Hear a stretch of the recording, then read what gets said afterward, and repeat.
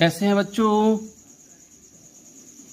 मैं नीरज सिंह, आपके चहेते सबसे बेहतरीन चैनल घर बैठे शिक्षा में मैं आपको ऑब्जेक्टिव क्वेश्चन लेकर के आया हूँ। वो भी सारे पोएम का, जितने भी हमारे 12th क्लास के पोएम हैं उन सब का मैं लेकर के आया हूँ ऑब्जेक्टिव क्वेश्चन, जिसको पढ़ने के बाद आपको कोई चैप्टर पढ़ने की ज़रूरत नहीं है।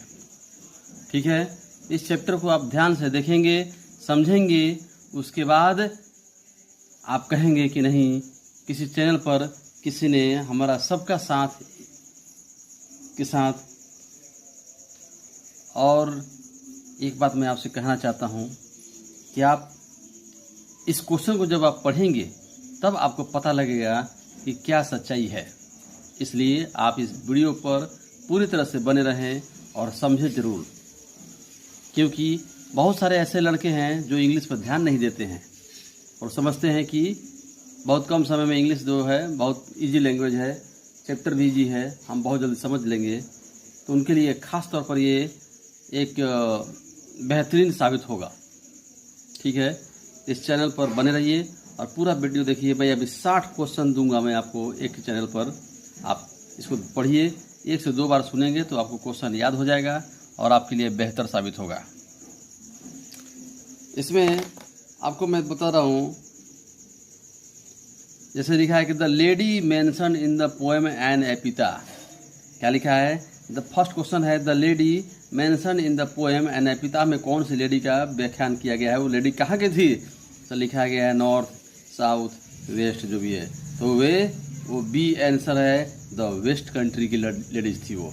ठीक है, अगला क्वेश्चन है the poetic device which is use of the poem in epitaph. Epitaph में कौन सा डिवाइस जो यूज किया गया है? तो है चौथा ऑप्शन आपको दिया गया। पहला जो है मेटाफोर है, सिमिली है, पर्सनिफिकेशन है, एम्बिग्युइटी है।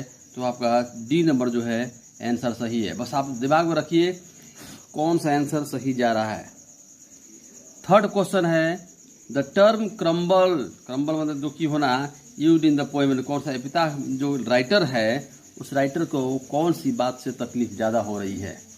कौन सी बातों से तकलीफ हो रही है? तो भैया वो सोचता है कि अगर मैं मर जाऊं तो हमारी बीवी को कौन याद करेगा। अरे भैया, जब आप ही मर जाओगे तो बीवी को दूसरा कौन याद करेगा, क्यों याद करेगा? इसलिए पहला आंसर है क्वेश्चन में दिया, सॉरी क्या पे जो पोएम में दिया हुआ है, कभी अपने मरने की वजह से वो जो है परेशान रह रहा है। यदि मैं मर जाऊं तो मेरी बीवी को कौन याद करेगा। ठीक, तो इसमें डाई होगा। ठीक है, अब आगे की तरफ बढ़ाते हैं हम लोग। आगे लिखा है 4 नंबर क्वेश्चन में the tone of the poem an epitaph. इसका टोन क्या है? तो हैप्पी है, मेलंकोली है, रोमांटिक है या कोई नहीं है।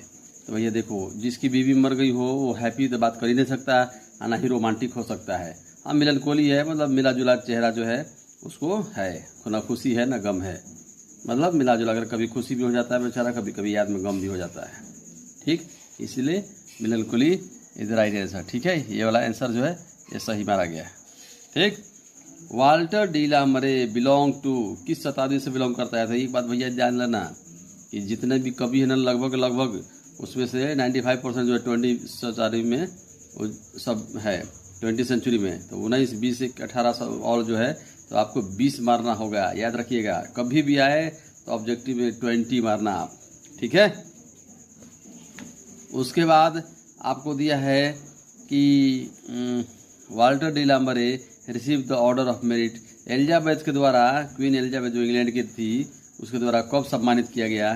तो 1951, 52, 53 और 54 दिया हुआ है। तो देखिए 53 में मैंने चिन्ह लगाया हुआ है, 53 इज द राइट आंसर, मतलब सी ऑप्शन।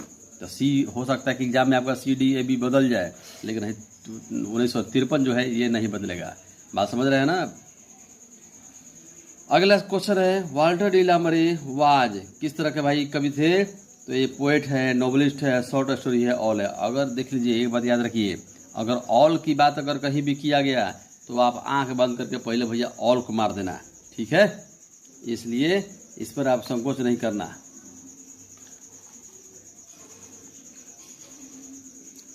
और अगला है हो गया वाल्टर डी ला मरे शोज फ्रेश इंटरेस्ट इन, क्या है भाई, ओल्ड है, मेडिवल है, लव है, नन है, तो भैया ओल्ड पर मारना।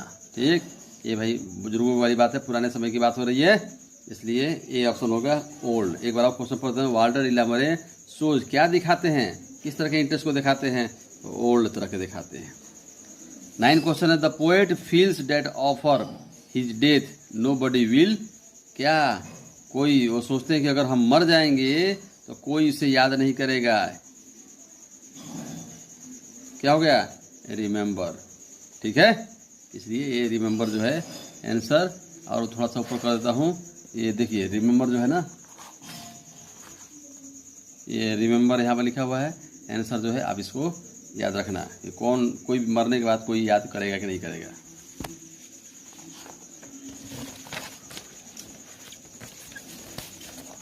हाँ,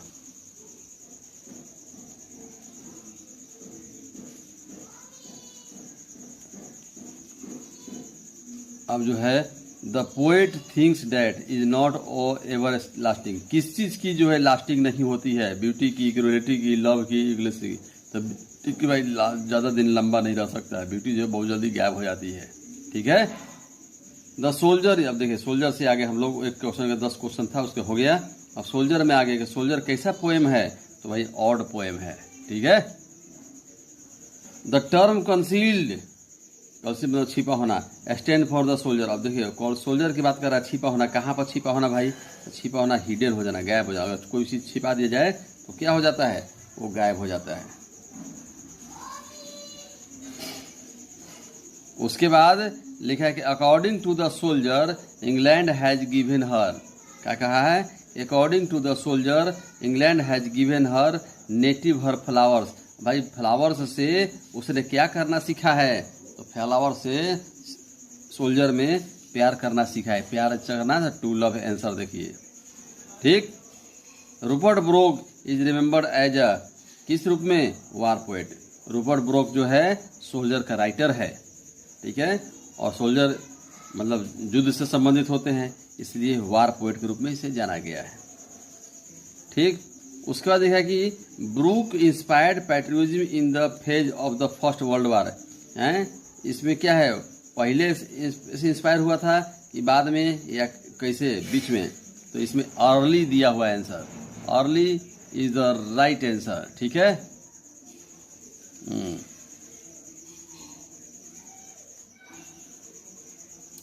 उसके बाद आगे बढ़ते हैं हम लोग, थोड़ा सा ऊपर कर लेता हूँ पेज को।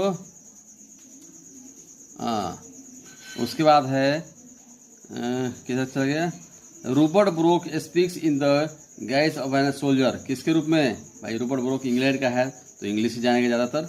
ठीक है, the dust stand for the, क्या, सोल्जर, कह भैया कहीं अगर छिपा दिया जाए, ज़मीन के अंदर दफना दिया जाए, तो वहाँ की डस्ट जो है इसको उसकी याद दिलाती रहेगी, इसलिए किसको याद दिलाएगी, डस्ट, तो सोल्जर की।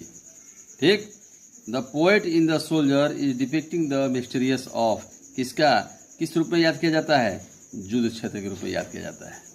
ठीक, और सोनेट इज अ पोएम। अब सोनेट जो पोएम होता है वो कितने लाइन का होता है, सोनेट मतलब क्या, 14 लाइन की, 14 पंक्तियों की कोई भी पोएम जो होती है वो 14 लाइन की होती है। ठीक है, उसके बाद लिखा है कि इट आई शुड डाई, लिखे sorry, if I should die, यदि मैं मर जाऊं तो क्या होगा, तो लिखा है, किसने लिखा है, ये पंक्ति कहाँ से ली गई है, if I should die think only, तो ये द सोल्जर से ली गई है। ठीक है, ये इसमें दिखाई दे रहा है साहब, इस चीज़ को आप ध्यान से देखना।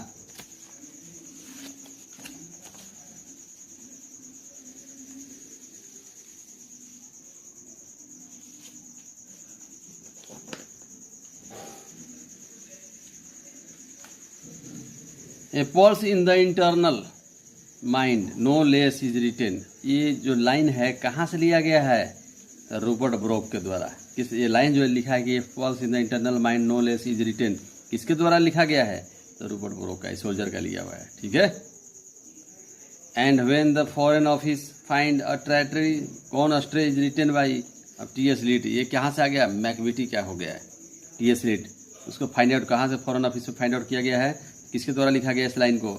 टी.एस. इलियट का। इसी तरह से एकदम समझिए कि ये सब वीवीआईपी क्वेश्चन है, आप इस क्वेश्चन को मिस नहीं करना। अगर मिस करोगे तो ये आपकी नंबर से बेईमानी हो जाएगी। फिर बता दे रहा हूँ, आप ये मत दोष देना कि घर बैठे शिक्षा वालों ने बताया नहीं। अगला 23rd क्वेश्चन है कि Macavity disappears from the place of the theft. जहाँ पर चोरी चमारी होता था वहाँ से मैकविटी गायब हो जाती है किसके पहुँचने से पहले? तो लिखा है कि पुलिस है, ऑनर्स है, चार्ल्स है, नॉन है। तो भैया पुलिस के पहुँचने से पहले है। ऑनर कौन सा ऑनर? चोरी के माल थोड़े है वो। पुलिस के पहुँचने से पहले वहाँ से मैकविटी जो है गायब हो जाती है। Macavity is a full of किसका? डिकेटफुलनेस। डिकेटफुलनेस की तरफ से ये मैकविटी का फुल फॉर्म जो यहाँ पर दिया हुआ है, डिकेटफुलनेस की तरफ से ये बातें होती है। आगे लिखा है कि मैकविटी इज एन। मैकविटी क्या है?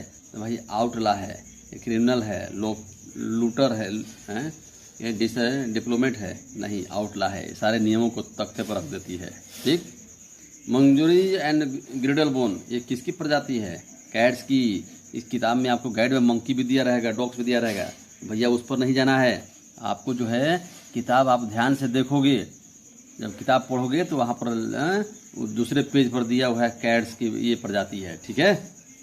अगला है Macavity is the settlement of. कहाँ सेटलमेंट हुआ था इसकी बातें हो रही थी सेटलमेंट में। तो बी कोर्ट यार्ड में, स्कॉट यार्ड में, तो मैं एम कोर्ट यार्ड में। तो स्कॉट यार्ड के पहले ही पंक्ति में दिया हुआ, पहले ही पैरा में दिया हुआ है आपको Scot Yard. Macavity is the settlement of Scot Yard की बात हो रहा है, इसलिए ये बी ऑप्शन जो है सही है। ध्यान से बेटो बच्चा लोग आप देखना, इसको काट छाट के करोगे तो आप पछताते रहोगे जीवन भर।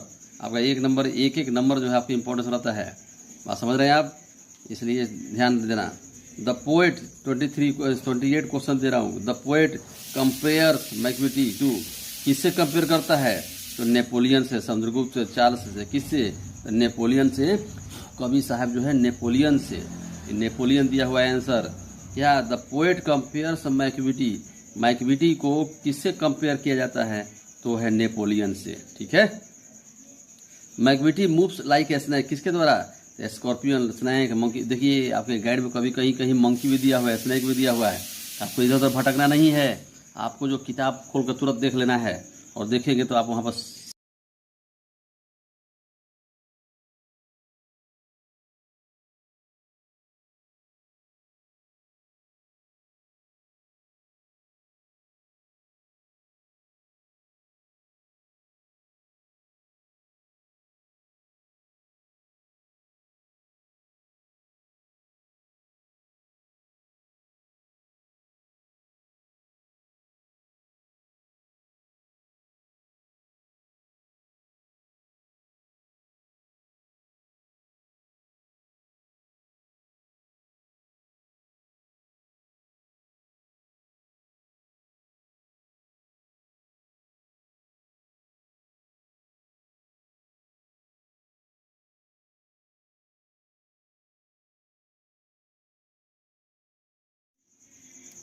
Macavity the mysterious cat is a poem, किस तरह का है भाई?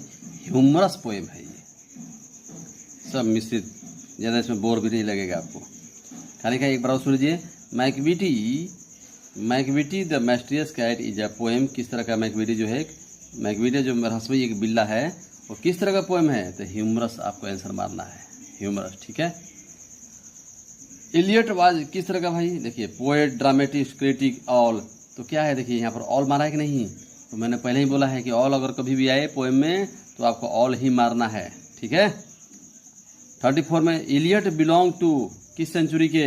20वीं सेंचुरी के। देखिए यहाँ पर भी फिर टकरा गया 20वीं सदी के, इसलिए 20वीं सदी कभी भी आए तो आपको 20वीं सदी ही मारना है।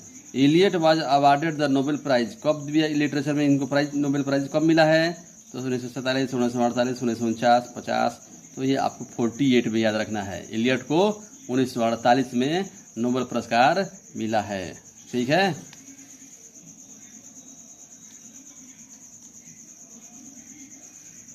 आगे लिखा है कि who has compose the poem Macavity. Macavity वो भैया किसने कंपोज किया? तो अभी हम लोग इलियट की बात कर रहे हैं, तो टी.एस. इलियट। आप लोग भैया हो मेरे बच्चों, सब लोग आप राइटर का नाम और जो भी पोएम है चाहे स्टोरी है उस सबको याद कर जाना। एग्जाम में आपको 10 से 15 नंबर तक का क्वेश्चन आपको टकराएगा, कुछ ऑब्जेक्टिव में और मैचिंग में भी टकराएगा। ठीक है, इसलिए आपको याद रखना है। और पैसेज आएगा तो उसमें भी आपको लिखना ही होगा। बात समझ रहे हैं आप? इसलिए पोएम का राइटर का नाम या स्टोरी का राइटर का नाम आप भूलिएगा मत। वैसे मैं तो बताइए रहा हूँ, फिर भी आप याद एक बार जरूर कर लीजिएगा। Macavity foot prints are not found in any, कहाँ पर भाई इसकी नहीं दिया गया, नहीं मिला, कहाँ पर? स्कॉटलैंड में। तो फाइल है, बुक है, कॉपी है। तो भाई पुलिस की बात कर रहे हैं, कोई भी मेंटेन अगर किया जाए कागज पत्र तो कहाँ होता है? फाइल में। किताब में कोई मेंटेन नहीं करता है, इसलिए file is the right answer. Macavity is outwardly, क्या है भैया? तो रेस्पेक्टेबल इसका आंसर होगा। ठीक है, आउटवार्डली जहाँ है मैकविटी के लिए वहाँ पर रेस्पेक्टेबल। भाई देखिए, बिल्ली को सब लोग तिरस्कार नहीं करता है, बहुत लोग जो है इसको आदर भाव से देखते हैं, कहते हैं कि बिल्ली हमारी मौसी है। बात समझ रहे हैं? इसको ऐसा नहीं कि सब वो डंडे मारता है, वो बात मत समझिएगा आप। ठीक,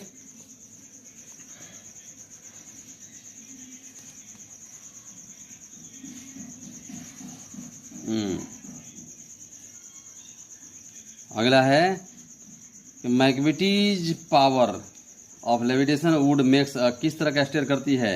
ये संत की तरह, डेविल की तरह, फकीर की तरह। चैप्टर में फकीर भी बहुत चक्का हो जाता है। जब बिल्ली एक जगह से दूसरी जगह भागती है तो फकीर भी जितना होता मुंह बाके खड़ा हो जाता है लोग। As I consigned my first born, अब देखिए दूसरा चैप्टर से उठा लिया है, फायर हमसे हैं 39 तक, 40वां से क्वेश्चन अगला चालू हो गया, फायर हमसे। फर्स्ट बॉर्न, पहला बच्चा जो फिल्म के हवाले किया था, किसने किया था? KKN Daruwalla. KKN Daruwalla is the right answer है। ठीक है, KKN दारूवाला हो गया। उसके बाद आ गया we saw embers losing their cruel redness is taken from, कहाँ से लिया गया? फायर हमसे। लूजिंग क्रूएल रेडनेस की बात हो गई, जो आग जो है ना, दहकता हुआ आग जिसके रेडनेस हो गया, तो उसकी बात कर रहा था। किस चैप्टर में बात किया गया है? फायर हम में। भाई फायर के नाम है फायर हम, कहाँ होता है? अग्नि में बात होता है। ठीक है, इसलिए इसको याद रखिएगा। अगला चैप्टर हम लोग चलते हैं, अगला क्वेश्चन की तरफ बढ़ते हैं हम लोग। देखिए कितना नंबर आ गया? 42। इसलिए ध्यान रखिएगा आप। 42 में the poet see the red hot, कहाँ देखता है? एम्बर्स। ये जो है लालिमा जो है कहाँ दिखती है भैया? रेड हॉट में, एम्बर्स में है। ठीक, अगला है, खाली जगह पहले दे दिया है, बिलोंग टू जोरोस्ट्रियन, जोरोस्ट्रियन धर्म से कौन सा बिलोंग करता है? इसमें से राइटर के नाम उलट के क्वेश्चन दे दिया। तो अब जॉन डोनी, तो KKN दारूवाला जो है फायर हमको लिखा है, तो इसलिए जोरोस्ट्रियन धर्म को KKN दारूवाला ने लिखा है। ठीक है, the child was consigned to the fire under compulsion, कौन सा? अभी तक पहले पढ़ा था हम लोगों ने क्वेश्चन को, कौन सा बच्चे को उसने आग के हवाला किया? तो पहला बच्चा के लिए, first born is the right answer. ठीक है, अगला क्वेश्चन है 45 में, KKN Daruwalla consigned his new born to flame, कौन सा? बेटा था कि बेटी? तो भैया बेटा था। पहला भाई न्यू, अभी फर्स्ट बॉर्न बोला था ना, और उसके पहले दिया था सन की बात किया था, तो पहले बेटे को ही इसने फिल्म के हवाले किया था, आग के हवाले किया था। ठीक है, क्यों किया था? कि उस कविता में हम जब पढ़ेंगे तो मैंने बताया है कि 1000 किलोमीटर दूर था जहाँ उसका साइलेंट था, टावर ऑफ साइलेंस जो था 1000 किलोमीटर दूर था, इसलिए उसने मजबूरी में आकर के, ऐसे तो देखा जाए तो जो जोरोस्ट्रियन धर्म है उसमें जो है आपको आग के हवाले नहीं किया जाता है, लेकिन वो बेचारे की मजबूरी है, कब्रिस्तान जो है वो नज़दीक था नहीं। ठीक है, इसलिए थोड़ा सा उनको जल्दीबाजी में कवि जो है आग के हवाले कर देता है। अब आता है बात की, यहाँ चलेगा हम लोग, swears to save fire from the scene of forgetfulness, आग को कौन सा पाप होने से बचाया जाता है? कौन बोल रहा है इस बात को? तो KKN दारूवाला ने, KKN दारूवाला ने। The speakers in the fire हम बिलोंग टू, कौन सा स्पीकर जो है फायर हम का स्पीकर कौन है? कौन सा धर्म का? जोरोस्ट्रियन धर्म, पारसी धर्म से बिलोंग करता है, इसलिए जोरोस्ट्रियन धर्म जो है is the right answer. 48 question है, the cremation of dead bodies, जो क्रिमेशन जो है डेड बॉडीज और सम व्हाट डिफरेंट, भाई क्रिमेशन जो हाथ मुट्ठी जो है कस के बांधता है और कसम खाता है कि मैं किसको बचाऊंगा?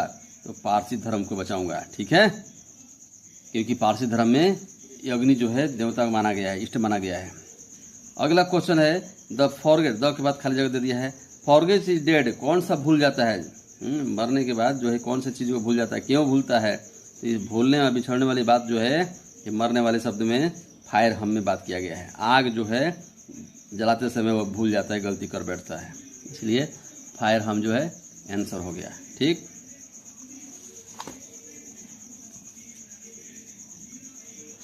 उसके बाद आते हैं हम लोग कि इट वाज द क्या है? इट वाज द खाली जगह of the poet lying with him. ठीक है, passing by the cremation ghat. Cremation ghat कहाँ है? किसके साथ कभी जा रहा है? अपने फादर के साथ। इसमें भी आपको क्वेश्चन में बहुत दिक्कत आएगा। आप कहीं गाइड रोड में देखोगे तो कहीं सन दिया रहता है, तो ऐसा नहीं। केकी एंदारुल अपने पिता के साथ जा रहा था। ठीक है, हाँ, तो इसलिए इसको फादर याद रखना है, फादर को मारना है। 51 नंबर क्वेश्चन हो रहा है कि केकी एंदारुल वाजे कौन सा रिलीजन से धर्म करते रहता है भाई? तो पारसी धर्म से। अभी बोला ना मैंने, जोरोस्ट्रियन धर्म जो है पारसी धर्म के अनुसार होता है, इसलिए पारसी धर्म जो है इज द राइट आंसर। इसलिए याद रखिएगा, केकी एन दारू वाला जो है जोरोस्ट्रियन धर्म बोलिए या पारसी बोलिए, दोनों इक्वल है। 52 में बोला कि केकी एन दारू वाला इज एन क्या है? All poet. कैसा पोएट है भाई? तो अमेरिकन इंडो। भाई ये दो जगह रहा है, इसलिए इंडो एंजलियन इसको बोला गया है। ठीक है, इसलिए ये क्वेश्चन का आंसर होगा इंडो एंजलियन। ठीक है,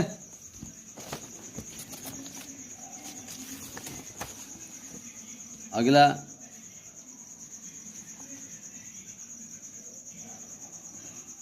53 क्वेश्चन है द टर्म डिवोर्सरी इन फायर हम स्टैंड है, तो इसको क्या दिया गया है? Immoral behaviour. अग्नि जो है उस लाश को पूरी तरह से जलाती नहीं है, इसलिए इसको क्या दिया गया? इमोरल कहा, अनैतिकता कहा गया है। ठीक, फायर हम डील्स विथ किसके साथ? तो आग के साथ भाई। फायर हम में पूरा बातें किया गया है अग्नि से। ठीक है, उसके बाद दारू वाला पोइट्री जो टोटली किसका रिकॉर्डिंग है? ये इम्प्रेशनिस्टिक क्या दिया हुआ है? इम्प्रेशनिस्टिक। ठीक है, द थीम ऑफ दारू वाला पोइट्री, इसमें जो सबसे ज़्यादा होगा, अगर थीम की बात कर दिया दारू वाला में, चाहे किसी पोएम में अगर थीम की बात कर दिया, जिसमें सब होगा, सबसे लास्ट वाला जो जिसमें ज़्यादा होगा उसी को आंसर मारना है, इसलिए इसमें डी को आंसर सही मारा गया है। ठीक है, अगला है Daruwalla has been well known poet as well as हैं, कौन से रूप में याद किया गया? देखिए, ड्रामेटिस्ट है,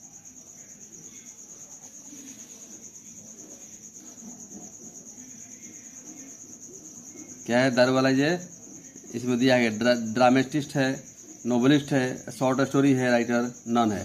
तो इसमें भैया में ऑल तो दिया नहीं है। अगर ऑल नहीं दिया है तो इसमें शॉर्ट स्टोरी राइटर को मारा जाएगा, छोटे छोटे कविता जो है लिखता है। अब आता है केकी एन दारू वाला रिसीव्ड साहित्य अकादमी पुरस्कार कब मिला था इसको? तो 1984 में साहित्य पुरस्कार जो है के एन दारू वाला को मिला है। अगला 59 क्वेश्चन बोल रहा है कि the speaker in the poem fire हम स्वीयर्स ट्वाइस, इसका आंसर होगा ट्वाइस, 1 2 3 नॉन इसको दिया होगा। तो लिखा कि speaker of in the poem, speaker जो है इस पोएम में फायर हम स्वीयर्स को कितने बार यूज किया है? तो 2 बार।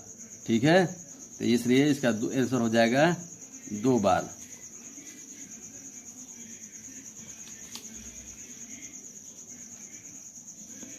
इसलिए इसका क्या होगा आंसर? इसको ट्वाइस में देखिए क्लियर टिक मारा हुआ है, दिखाई दे रहा है ना आपको? The nearest tower of silence according to the poem fire hymn was. अभी मैंने आपको कहा यह कविता पढ़ाया हुआ, कविता आप पढ़कर ध्यान से सुन लेना। आप कविता उसमें लिखा है 1000, ठीक है ना, 1000 किलोमीटर टावर ऑफ साइलेंस यहाँ से दूर था, इसलिए उसको पहले ही आग के हवाले कर दिया गया। इस बात को आप समझिएगा, 1 से 2 बार अगर सुनिएगा आपको खुद पर खुद आपको समझ में आ जाएगा कि क्या सच्चाई है, और आपको याद भी हो जाएगा।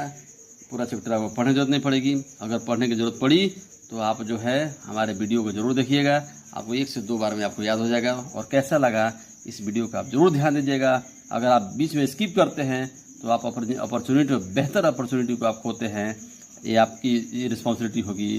ठीक है, धन्यवाद।